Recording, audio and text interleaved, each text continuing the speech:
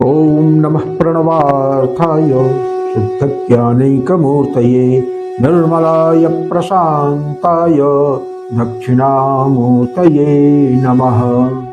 चिद्घनायमशेषाय वटमूलनिवासिने सच्चिदानन्दरूपाय दक्षिणामूर्तये नमः। ईश्वरो गुरुरात्मेति मूर्तिभेदविभागिने व्योमवद्व्याप्तदेहाय दक्षिणामूर्तये नमः। विघ्नेश्वराय वरदाय सुरप्रियाय लंबोदराय सकलाय जगद्धिताय नागाननाय श्रुतियज्ञ विभूषिताय गौरीसुताय गणनाथ नमो नमस्ते। विघ्नार्तिनाशनपराय गणेश्वराय सर्वेश्वराय सुखदाय सुरप्रियाय विद्याददाय विकटाय च वामनाय भक्तप्रसन्नवरदाय नमो नमस्ते। शून्यसदने सदा ज्वलितपुञ्जसत्तेजसं तदन्तर्गतं महाकमलपत्रसाहस्रकं महासनसुमञ्चकं परिवृतं दिगीशैर्दशैः विरञ्चिहरिरुद्रकेश्वर सदाशिवविनिर्मितं मृडालयुतनालकं परशिवस्य नाभ्युद्गतं सशून्यकमलासनं तदुपरिस्थरक्ताब्जकं प्रसादमयभैरवपितृवनोपरिस्थं ततः श्रियं तदुपरिस्थितां जगत् अनुग्रहे तत्परां सुषोडशमुखाम्बुजां सकलचन्द्रचूडामणिं विमुक्तचिकुरालकां परमकोटिसूर्यप्रभां सदा स्मितमुखाम्बुजां शशिदिवाकराग्न्यक्षिणीं शशाङ्करविकुण्डलाभविलसत्किरीटोज्ज्वलां जपाकुसुमभासुरां ललितयोगपट्टाम्बरां जनार्दनसुचर्मयुग्वसनभूषितां मोहिनीं सदैव विधिचर्मयुक्सुरुचिरोत्तरीयां शिवां सुभैरवशिरस्रजं अरुणपद्ममालाधरां गजाधिकशतैर्भुजैर्विविधशस्त्रदेवान्धृतान् महात्रिपुरसुन्दरीं निखिलभूतबीजाङ्कुरां भजे सकलसाक्षिणीं सुरवरैः अगम्यां पराम्। So friends, Vande Mataram. ये हमारे गुरुदेव द्वारा विरचित जो ग्रंथ है श्री चक्र निरूपण, उसमें भगवती महात्रिपुर सुंदरी की स्तुति इस तरह से की गई है। अब हम लोग चूँकि श्री विद्या के आराधक हैं और श्री विद्या अपने मोस्ट प्रिस्टीन फॉर्म में भगवती महात्रिपुर सुंदरी के रूप में विराजित हैं और महात्रिपुर सुंदरी की वंदना के ब्याज से साधना के गूढ़तम सिद्धांतों को यहाँ पर व्याख्यायित कर दिया गया है। तो अब हम लोग साधना की गहनता में, माने आचार्य क्रम की जो साधना है उसकी गहनता में प्रवेश कर रहे हैं। तो मुझे ऐसा लगा कि सर्वप्रथम हम लोगों को भगवती महात्रिपुर सुंदरी की वंदना से इस आराधना में प्रवेश करना उचित होगा। ये प्रार्थना बहुत ही महत्वपूर्ण है और इसका अर्थ जितना मैंने कोशिश किया कि बहुत ही स्पष्ट वाचन किया जाए, इसका पठन किया जाए, तो जितना आपको अधिगम हो गया होगा उतना पर्याप्त होगा।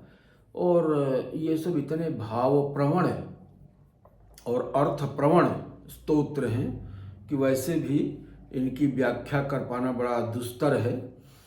तो हम इसमें पूरे श्लोक को नहीं लेंगे, इसमें थोड़े से हिस्से को सिर्फ आप लोगों के समक्ष थोड़ा उसका विस्तार रखने का प्रयत्न किया जाएगा। और वो थोड़ा सा अंश क्या है, वो थोड़ा सा अंश होगा प्रसादमय भैरव पितृबनो परिस्थम ततः श्रियम तदुपरिस्थिताम जगत अनुग्रहे तत्पराम सुषोडश मुखाम्बुजाम सकल चंद्र चूड़ामणिम विमुक्त चिकुरालकाम परम कोटि सूर्य प्रभाम। तो इस अंश पे थोड़ा सा हम लोग विचार विमर्श करेंगे। वास्तव में है क्या कि ये जो भगवती महात्रिपुर सुंदरी हैं, ये निखिल भूत बीजाम और अंकुराम, समस्त भूतों का बीज रूप इन्हीं के पास संरक्षित रहता है। और वो बीज रूप में समस्त भूत संरक्षित ही नहीं रहते हैं, बल्कि भगवती के पास वो शक्ति भी है जिसके माध्यम से वो इनको फिर से अंकुरित करने की सामर्थ्य से युक्त होती हैं। तो बीज शक्ति तो है ही है, उनको अंकुरित करने वाली शक्ति भी यही है। बीजाम और अंकुराम का यही आशय है, निखिल भीत भूत बीजांकुराम। तो देखिए, चित्त और चित्त ये दो तत्व हैं, इनके मूलभूत अंतर को थोड़ा सा समझ लेना आवश्यक है।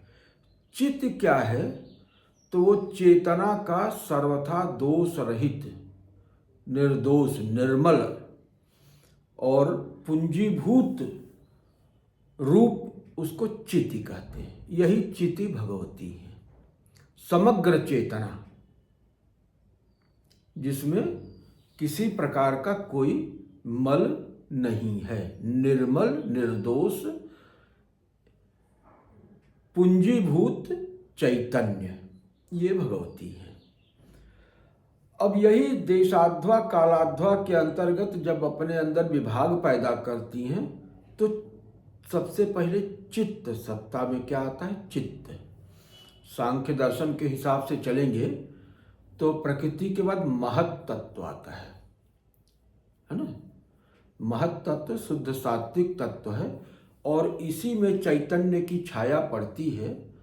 तो ये महत तत्व जो है, एकाहंकृति रन्यासात अंतःकरण रूपिणी, एक अहंकृति के रूप में जो है वो अंकुरित हो उठता है, स्फुरित हो उठता है, और दूसरा हिस्सा जो है वो करण वर्ग बन जाता है, ताकि वो जो अहंकृति है वो भोक्ता स्वरूप बन करके समुपस्थित भोगों का आनंद ले सके और तृप्ति को प्राप्त कर सके।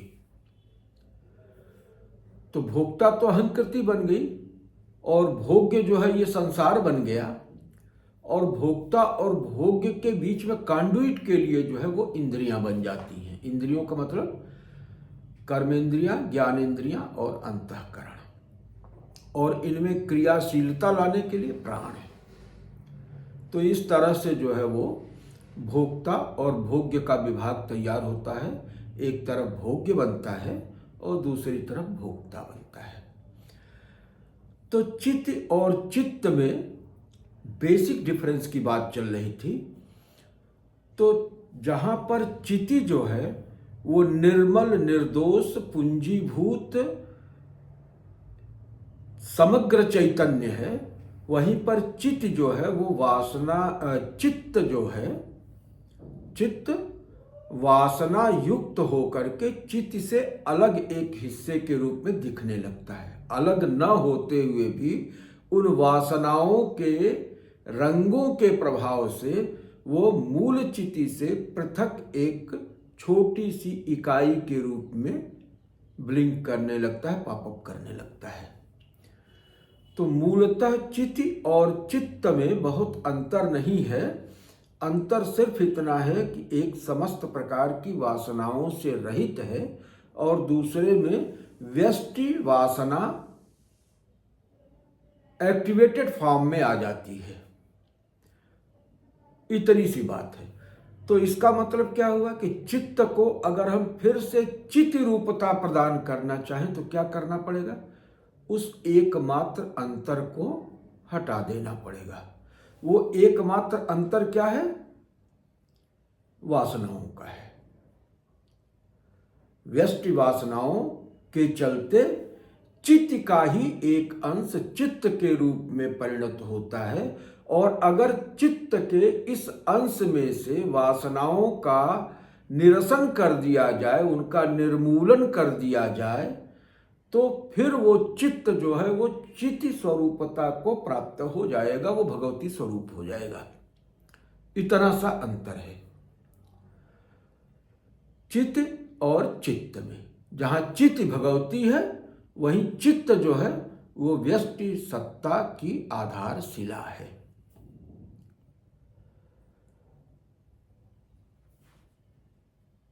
तो सांख्य प्रस्थान का महत्व तत्व यही है।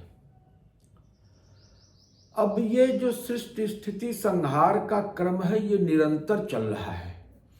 हमारे जीवन में, व्यक्तिगत जीवन में, व्यष्टि सत्ता में भी नित्य प्रति सृष्टि स्थिति संहार की क्रिया चल रही है।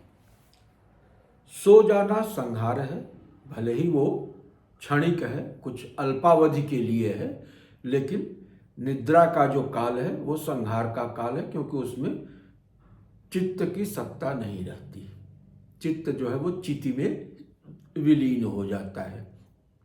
भले ही हमें इस बात का बोध नहीं होता है, लेकिन ये भगवत कृपा है ये समस्त मर्त प्राणियों के ऊपर कि जो लोग नहीं सक्षम हैं साधना में, जिनका उस स्तर का बौद्धिक विकास नहीं हुआ है, उनको भी करुणा वरुणालय भगवान ये अवसर प्रदान करते हैं कि निद्रा के ब्याज से वो भी समाधि का सुख प्राप्त कर सकें और चिति और चित्त के ऐक्य को अनुभव के धरातल पर महसूस कर सकें। तो सोने के ठीक पहले, माने जब ये लय क्रम चलता है, लय क्रम चलेगा तो प्रकृति में लीन होने के पहले महत तत्व की सत्ता रहेगी, है ना। महत हो गया और अहंकार हो गया, और उसके बाद पंच तन्मात्राएं, पंच जो है वो ज्ञानेंद्रियां, कर्मेंद्रियां, प्राण, ये सब रहेगा। तो जो लय होता है वो भी एक सिस्टम से होता है कि पहले ज्ञानेंद्रिया, पहले कर्मेंद्रियां ज्ञानेंद्रियों में जाएंगी, फिर ज्ञानेंद्रिया मन में जाएगा, मन के बाद वो बुद्धि में जाएगा, माने महत तत्व में जाएगा, उसके बाद प्रकृति में जाएगा। इसी तरह से जब व्युत्थान काल होगा तो प्रकृति में जो लीन है, माने निद्रा से उठते समय पहले किस तत्व का आविर्भाव होगा? पहले महत तत्व का आविष्कार होगा, फिर उसके बाद अहम तत्व का आविष्कार होगा, फिर उसके बाद अंतःकरण होगा, ज्ञानेंद्रियां होगी, कर्मेंद्रियां होगी। इस तरह से पंच तन्मात्राएं, पंच महाभूत, इस तरह से सब चलेगा। तो माने सोने को अगर लय की स्थिति, प्रलय की स्थिति माना जाए तो निद्रा से अव्यवहित क्षण पूर्व की स्थिति महत तत्व की स्थिति है, और निद्रा के अव्यवहित क्षण पश्चात की जो स्थिति है वो भी महत तत्व की स्थिति है। माने इस महत तत्व में ही वासनाओं का पिटारा भरा रहता है, और इस महत तत्व की अवस्था को अगर हम पहचानने में सफल होते हैं तो इसी स्तर पे हम वासनाओं के निर्मूलन का काम, निरसन का कार्य कर सकते हैं। तो वो स्थिति कब हमें प्राप्त होती है? स्वाभाविक अवस्था में, बिना किसी साधना का उपक्रम किए। स्वाभाविक अवस्था में हर मनुष्य मात्र के जीवन में प्रत्येक 24 घंटे में कम से कम 2 बार वो स्थिति अवश्य आती है। एक निद्रा के अव्यवहित पूर्व और दूसरा निद्रा से उठने के अव्यवहित पश्चात। ये महत तत्व की स्थिति होती है। इस क्षण को अगर हमने पकड़ लिया तो हमें जो है सिर्फ साधना का एक छोटा सा और सबसे महत्वपूर्ण पोषण करना रहता है, वासनाओं के निर्मूलन का, और वो बड़ा आसान होगा वहां पे। क्योंकि साधना में क्या करते हैं? साधना में 5 कर्म जो है, जो हमारा वेद विहित वेदांत विहित जो मार्ग है, तो उसमें पहले चित्त की शुद्धि करते हैं। चित्त अशुद्ध हो रहा है, तमाम तरह के सांसारिक झंझावातों के चलते जो है वो अशुद्ध हो रहा है, तो चित्त को शुद्ध करते हैं। उसके लिए कर्म बताया गया माध्यम, और फिर चित्त को एकाग्र करते हैं। एकाग्रता के लिए माध्यम क्या बताया गया? टूल, उपासना बताया गया। उसके बाद श्रवण, मनन और निधिध्यासन। तो श्रवण से अज्ञान की निवृत्ति, मनन से शंका की निवृत्ति। लेकिन इस सब 4 स्थितियों को पूर्ण करने के बाद भी अंतिम अवस्था बची रहती है वासना की निवृत्ति। और जब तक वासना की निवृत्ति नहीं होगी तब तक चित्त जो है वो चिति में परिणत नहीं होगा। तो ये वासना की निवृत्ति किस तरह से होगी? वासना की निवृत्ति जो है वो बताया कि निधिध्यासन से होती है। तो ये जो निधिध्यासन तक पहुंचने के लिए इतनी अवस्थाओं को पार करना होता है, उस सब किसी की आवश्यकता नहीं होगी। ये मैं सबसे शॉर्टकट मोस्ट इफेक्टिव तरीका बता रहा हूँ जो जल्दी कहीं उपलब्ध नहीं होगा। और ये बड़े बड़े महापुरुषों का अनुभव है और उनका ज्ञान है। ईश्वर कृपा से, गुरु कृपा से ये मेरे माध्यम से आप तक पहुंच रहा है। तो इसको बड़े गौर से समझने की जरूरत है कि इस महत् तत्व के उदय की स्थिति को समझ लिया जाए, निद्रा के अव्यवहित पूर्व और निद्रा से उठने के अव्यवहित पश्चात। ये 2 अवस्थाएं ऐसी हैं जिसमें सहज रूप से मानव मात्र को नित्य ये महत् की स्थिति का अनुभव होता है, और इसी स्थिति में वासनाओं की निवृत्ति होती है। अब देखिए, अभी हम जिस स्तुति की चर्चा कर रहे थे, प्रसादमय भैरव पितृवनो परिस्थम ततः श्रियम। प्रसादमय भैरव पितृवन जो है महाश्मशान को कहते हैं। भगवती की स्थिति महाश्मशान के ऊपर है और जीव की स्थिति महाश्मशान के नीचे है।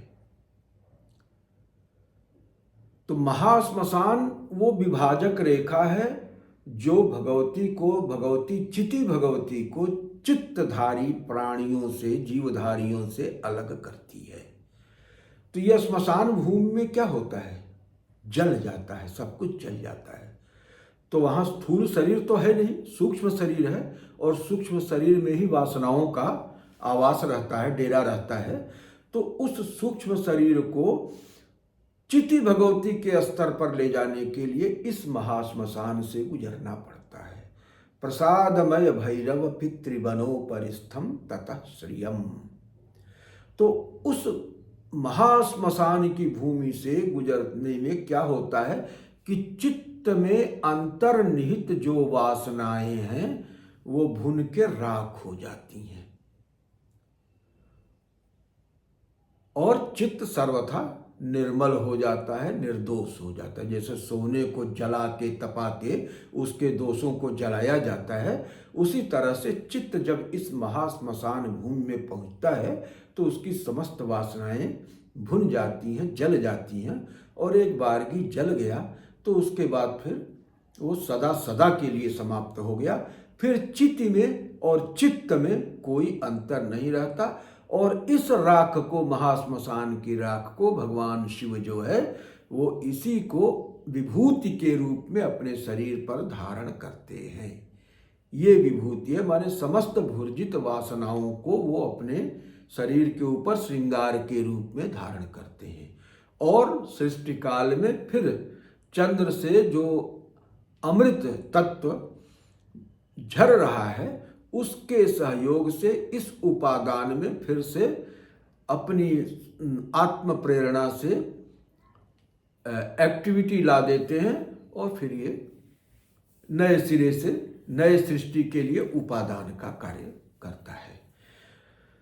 तो प्रसादमय भैरव पितृवनो परिस्थम ततः श्रियम तदुपरिस्थिताम जगत अनुग्रहे तत्पराम। भगवती वहाँ पर प्रसादमय भैरव पितृवन के ऊपर रह के क्या करती हैं? तो एक तो वहां तक बुलाने के क्रम में जीव की वासनाओं को भर्जित कर देती हैं, एक काम तो ये हो गया।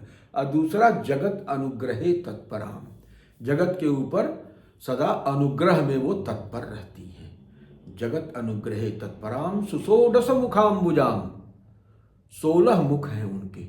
और 16 मुख कौन है? पंचदशी की 15 कलाएं, जो अभी हम लोगों ने चर्चा किया था, बहुत पहले चर्चा किया था, और 16वीं चेतना के रूप में जो उन 15 कलाओं में अंतर्भूत रहती है, उसके प्रत्यक जो है होके उसमें निवास करती है, उसको चैत्य करती है।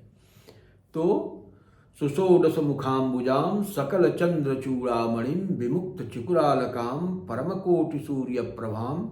और एक बात और कहा है, वीडियो लंबा हो रहा है तो अभी हम इसको यहीं पे रोक देते हैं और फिर इसके बाद हम लोग जो है इस पक्ष पे चर्चा करेंगे। ध्यान देने की बात है कि ये साधना का बहुत ही गुप्त फार्मूला है कि इन दो अवस्थाओं को, महत तत्व के जागरण के इन दो क्षणों को, निद्रा से ठीक पहले और निद्रा के ठीक बाद, इन क्षणों को अगर पकड़ लिया जाए और ये महसूस किया जाए कि ये चित्त भगवती के अंतर्गत ही चित्त नाम की एक छोटी सी भूमि है जो वासनाओं से रंजित हो रही है, तो चित्त भगवती हमारे चारों तरफ हैं और हम खुद ही उनके एक अंश हैं। और उनसे हम प्रार्थना करते हैं कि भगवती इस वासना बीज को भर्जित कर दीजिए और इस भर्जित चित्त में अपनी कृपा का समावेश कर दीजिए। तो अगर हमारी कनेक्टिविटी बढ़िया है, सरेंडर जो है वो 100% है, तो बस इतने मात्र से चित्त से समस्त वासनाओं का निर्मूलन हो जाता है और भगवती की कृपा से चित्त आपूरित हो जाता है। फिर तो आप भगवती के पार्षद बन जाते हैं। तो ये साधना का सबसे छोटा, सबसे प्रभावशाली ये मार्ग मैंने आपको बताया अपने गुरुदेव की कृपा से, जो मुझे प्राप्त हुआ था, और आशा करता हूँ कि ये मार्ग आपके लिए बहुत ही उपयोगी सिद्ध होगा।